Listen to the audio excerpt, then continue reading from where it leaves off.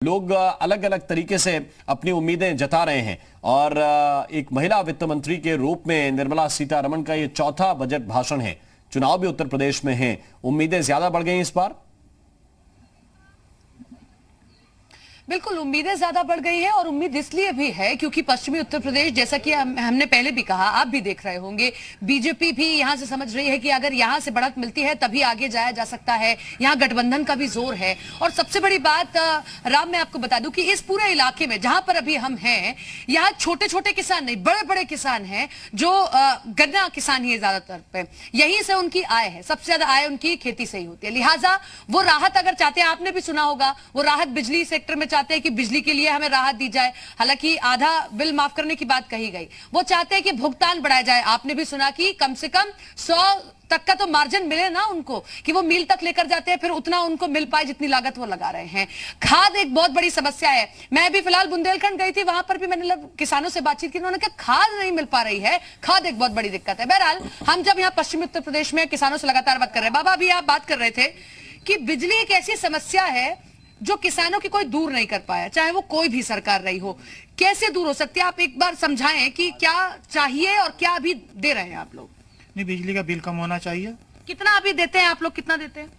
175 देते हैं। 175 है, 176 रुपए। 176 रुपए यूनिट पे, ये हॉर्स पावर पे। ठीक है, आप लोग क्या चाहते हैं कि कितना हो जाए? अखिलेश के समय में 110 रुपए 100 रुपए था। अच्छा। इन्होंने जो है, बाबा जी ने जो है बिल्कुल 76 रुपए बढ़ा। अच्छा, आप बताइए कितना अभी होना चाहिए? कम होना चाहिए। कितना 70 रुपए कम होनी चाहिए। 70 रुपए कम हो जाए। अच्छा, 70 रुपए तक कम ये चाह रहे हैं। बिजली जल्दी समझ नहीं आती कि किसानों को भी बिजली। हरियाणा और उत्तर प्रदेश आपस में लगे हुए हैं, दोनों प्रदेश। अच्छा। जब वहाँ 15 रुपए हॉर्स पावर, तो क्या यूपी में सोने? केंद्र का बताइए, क्योंकि अभी केंद्र बजट आ रहा है, केंद्र बजट के बाद में फिर राज्य का बजट आएगा। केंद्र के बजट से आपको क्या चीजें मिल सकती हैं और क्या मिलनी चाहिए? नहीं, हमें तो हमारी फसल का वाजिब दाम, टाइम पर भुगतान हो, तो हमें कोई फ्री की चीज चाहिए ही नहीं, हमें कोई माफी योजना चाहिए नहीं। अगर हम आप लोगों को अपने खेत में, क्योंकि आप लोग बड़े किसान हैं, बड़े उस पर पैमाने पर खेती करते हैं, मजदूर भी चाहिए होते होंगे। अभी मजदूर की समस्या एक बता रहे थे, वो उस पर भी मैं आऊंगी। मजदूरों को पेमेंट कैसे होता है और कैसे नहीं कर पाते? वो अपने पास से करना पड़ेगा, अपने घर से करना पड़ेगा। नहीं, गन्ने पेमेंट मिलता नहीं, एक साल में एक बार मिलता है, वो अपने घर से ही पेमेंट करना पड़ता है। अच्छा, घर से? हाँ बिल्कुल, रोज देते हैं शाम को नगद पे। काम पे सो जाएंगे तो शाम को पैसा लेंगे, अगर नहीं देते तो कल कंपनियां नहीं। हाँ, मजदूरी हमारे साथ बहुत दिक्कत किसानों की। अच्छा, हाँ, ये दिक्कत है कि भाई मजदूरों को पेमेंट आप अपने लागत से कर रहे हैं। मजदूर दो तरह के होते हैं हमारे, एक तो रोजगारी पे बुलाए जाते हैं, एक होते हैं 12 महीने का जो परमानेंट रखना होता है। परमानेंट वाला वो 50,000 ले, 1 लाख ले, एडवांस तो वो लेगा, फिर 10,000 से 12,000 रुपए महीना उसकी खेती के चाहिए। फिर बाबा चाहिए उसे।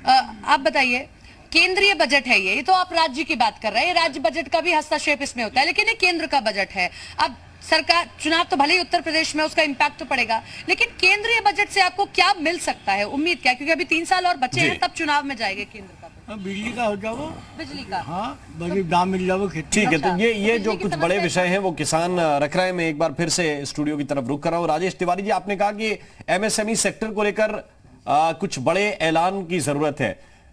पहले जब कोरोना के दौरान ऐसा लगा कि एमएसएमई को एक बड़ा झटका लग रहा है, तब प्रधानमंत्री लेकर आए कि एक तरह की बूस्टर डोज उस वक्त लेकर आए थे, उससे थोड़ी बहुत राहत मिली है, वो लोन वाली बात थी।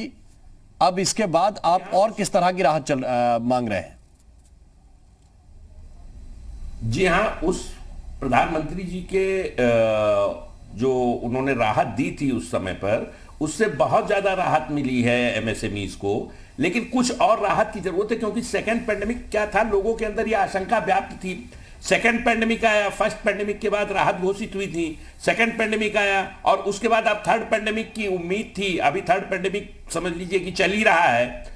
इस दौरान एमएसएमईज के अंदर एक अविश्वास की भावना थी कि फिर यही हो जाएगा, तब क्या होगा। इसको लेकर के काफी लोगों ने अभी तक अपना प्रोडक्शन स्टार्ट करने की कोशिश ही नहीं की दोबारा।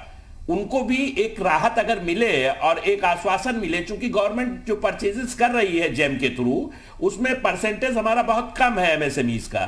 वो एमएसएमईज का परसेंटेज और बढ़ना चाहिए, गवर्नमेंट के पेमेंट्स हमारे टाइम पे हमको मिलने चाहिए। ये मेन दिक्कत है। अभी हमारे एक पूर्व वक्ता ने कहा कि सब लोग चाहते हैं कि हाँ ठीक है, सब लोगों को राहत मिले, तो सरकार कहां तक ये बांटेगी। तो वो तो फिर अब काफी राजनीतिक बात हो गई कि ठीक है,